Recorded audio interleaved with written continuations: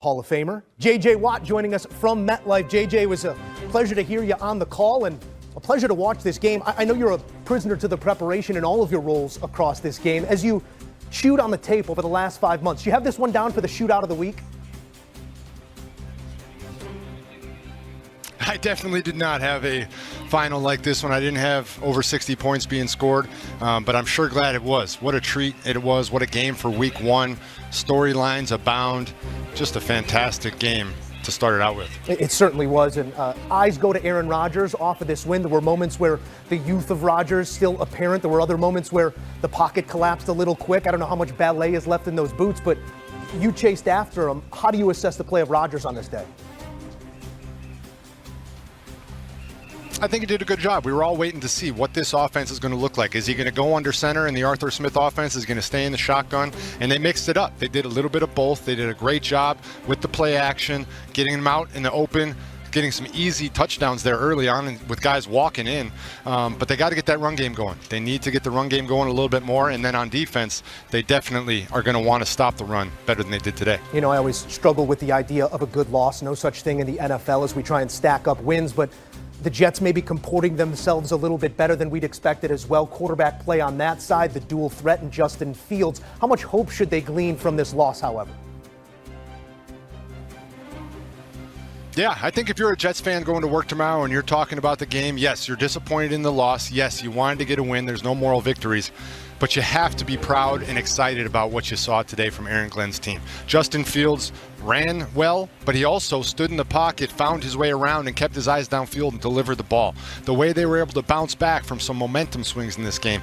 As a Jets fan, I do think you should be excited about this team moving forward, and I do think you should be proud of the performance they put on the field today. J.J. Watt, balling in the booth, and what an addition here on CBS Sports HQ. We appreciate your time, pal.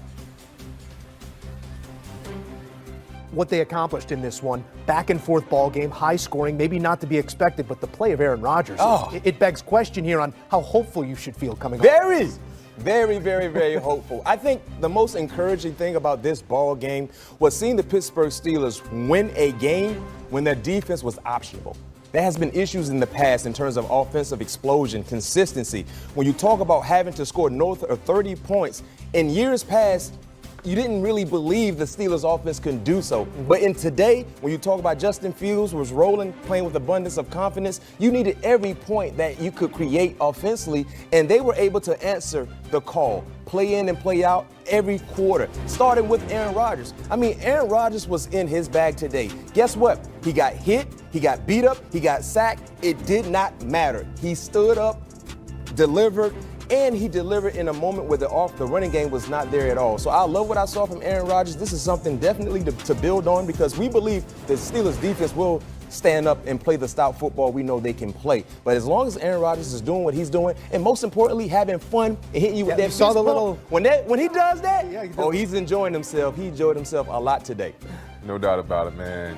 You spent time in Pittsburgh. Yep. I spent time in Pittsburgh. You spent time with Mike Tomlin too, huh? No question. What does Mike Tomlin does as a head football coach? Eat, sleep, and breathe what? Football. So Aaron Rodgers has no choice but to do what? Same thing. Eat, sleep, breathing.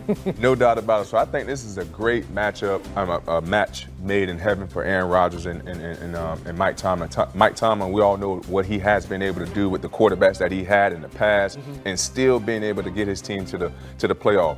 Aaron Rodgers came in today with his first game throwing 4 touchdowns and 0 interceptions. Yeah. That's impressive for a Pittsburgh Steelers quarterback because you already know what the defense is going to provide for you down the stretch. So if I'm a Pittsburgh Steelers fan, I am elated right now with what we have as a quarterback, and we're hoping that our defense, not hoping, we're knowing that our defense will get it going. That was a little BMAC at Florida State, not if we win, but when. When we win. We don't need to roll the tape. The tape has been I've seen it enough. We have seen plenty of it. I've seen enough BMAC. He's living good right now with his Knowles and with his Steelers. And do you see that? They still got the script. The Mike Tomlin script, it runs deep here. Right. It was the battle of the X's. So let's get to the other side here as Justin Fields trades places. He plays a good game of football here. I mean, everything but the win if you're Fields. How do you feel about his performance? I feel great if I'm a New York Jets fan. We just heard from J.J. Watt in your great interview with him. But when we went into this game, If you had asked me what week 1 game is going to finish in 2.5 hours, I would have said it was this game because the New York Jets are going to have to run the hell out of the football. Well, Justin Fields did just that, 12 carries, 48 yards. Breece Hall went out and put a buck out there on him as well. But Justin Fields passing for 218 yards. That Garrett Wilson, the guy that you know they have to pass to, almost had 100 receiving yards. I was very impressed by Justin Fields throwing the football. We know what he's going to be as a runner. We have seen it throughout his entire NFL career, and it's always been, gosh, just throw the ball a little bit better with better anticipation.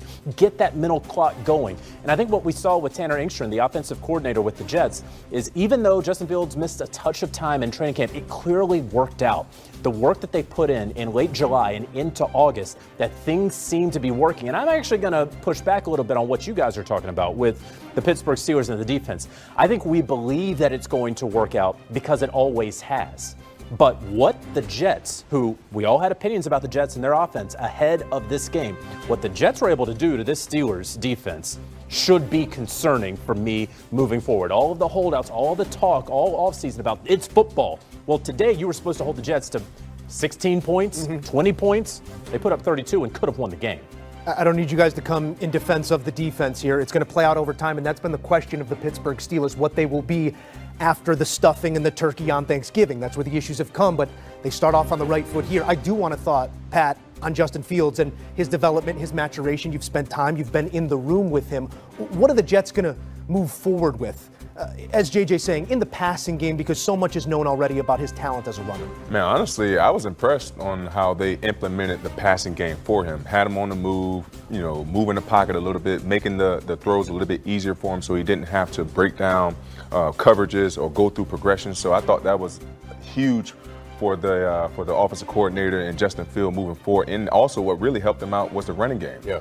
Hall running downhill the way that he was, keeping the defense, the Pittsburgh defense, on their heels. And when you have a balanced attack like that, that is the type of product that you can seemingly see time and time again when you have a balanced attack like the New York Jets did today. You try and define your goals. If you're the Jets or a team like it, there is a clear favorite in that division and the wild card spots in the AFC. Not spoken for, but we like to think we know some of those that will represent those positions as well, even in week 1.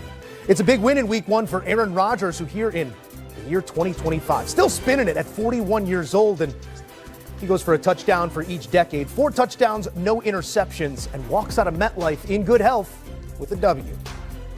It's an interesting game today. This man is now healthy, and there he is in the stadium that was his own the last 2 seasons. There's Aaron Rodgers getting set to go, playing for his new coach, Mike Tomlin. And our Sal Palantonio just caught up with the coach as we counted down to kick off.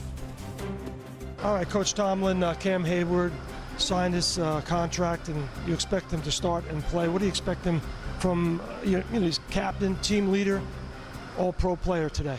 I expect